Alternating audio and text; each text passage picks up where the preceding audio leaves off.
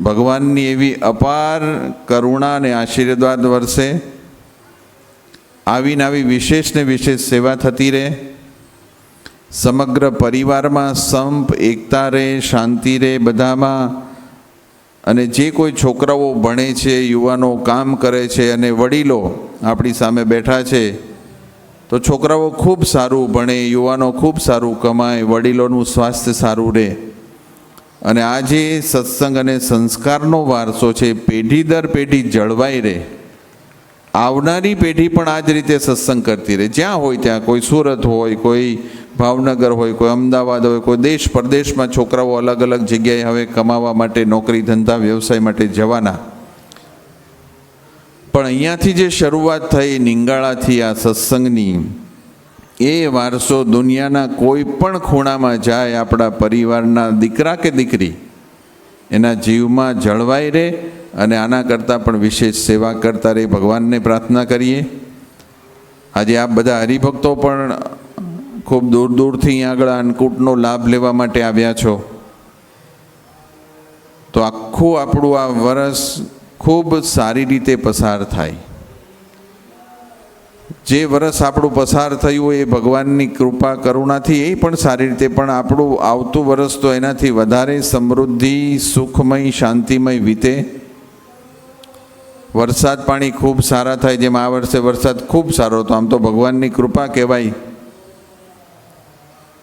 કે અત્યારે પણ બધી નદીઓ વહેતી છે. હજી જે નદીઓ છે બધી, આ ઘેલો નદી વહેતી છે, બાજુમાં વોંકળું છે વહેતી છું, પછી આમ તમે જાઓ અહીંથી નાના મોટા તમામ વોંકળાઓની અંદર પણ પાણી વહેતું છે. અને પહેલાં વરસાદથી વહેવાનું શરૂ થયું, હજી આ દિવાળી સુધી પણ બધું પાણી વહેતું છે. એટલે આવનારું વરસ પણ ખૂબ સારો વરસાદ થાય, ખેડૂતોના ખેતરમાં ખૂબ સારો પાક થાય, અને પાક થયા પછી પાછો સારો ભાવ મળે, એમાં કોઈ રોગ ન આવે, દવા ઓછામાં ઓછી છાંટવી પડે. અને એનાથી વધારે તો અમે પ્રાર્થના કરીએ છીએ બધાને સારા ભાગ્ય મળી રહે. કારણ કે સૌથી મોટો પ્રશ્ન અત્યારે એ છે, બધું ભગવાન આપે પણ ભાગ્યો તો આપણે ગોતવો પડશે. અને જે એ સારો ન મળ્યો તો જય સ્વામિનારાયણ આખું વરસ બગડશે. ઘણી વખત હું તો કથામાં કહું છું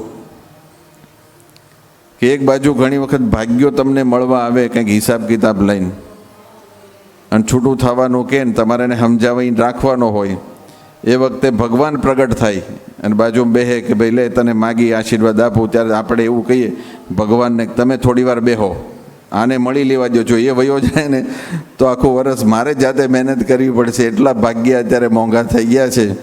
એટલે બધાને સારા એવા ભાગ્ય મળી રહે, સારું કામકાજ થાય, અને બધા તને મને ધને ખૂબ સુખી થાય.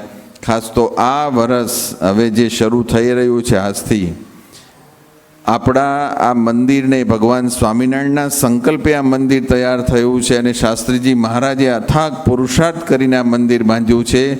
એ મંદિરને 75 વર્ષ પૂરા થાય છે. એ વર્ષ આપણે હવે ઉજવી રહ્યા છે, એની શરૂઆત થાય છે. એટલે આપણા માટે આ અમૃત વર્ષ છે. તો એ ઉત્સવ જે આવવાનો છે એ ઉત્સવ પણ ખૂબ ધામધૂમથી ઉજવાય. ઉત્સવ એક વર્ષ મોડો ઉજવાશે, હજુ એક વર્ષ એટલે આવતી દિવાળી પછી ઉજવાશે. પણ આ વર્ષને આ વૈશાખ મહિનામાં, વૈશાખ સુદ દસમે 75 વર્ષ પૂરા થાય છે. તો એ ઉત્સવની અંદર પણ આપણે બધા ખૂબ સારી સેવા કરીએ, બધા એમાં તને મને ધને જોડાઈએ. કારણ કે શાસ્ત્રીજી મહારાજે જ્યારે મંદિર બાંધ્યું ત્યારે આપણે એ વખતે સેવા નહોતા કરી શક્યા. એટલે આફ્રિકાના હરિભક્તો પાસેથી શાસ્ત્રીજી મહારાજને સેવા લેવી પડી હતી. પણ હવે ભગવાનની દયાથી આપણને ભગવાને ખૂબ આપ્યું છે.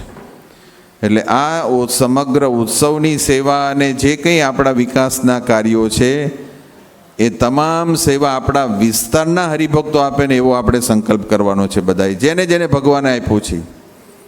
કારણ કે એ વખતે તો અહીંયા એવી કોઈ પરિસ્થિતિ નહોતી, એટલે છેક આફ્રિકાથી હરિભક્તોની સેવા શાસ્ત્રીજી મહારાજને લેવી પડી હતી.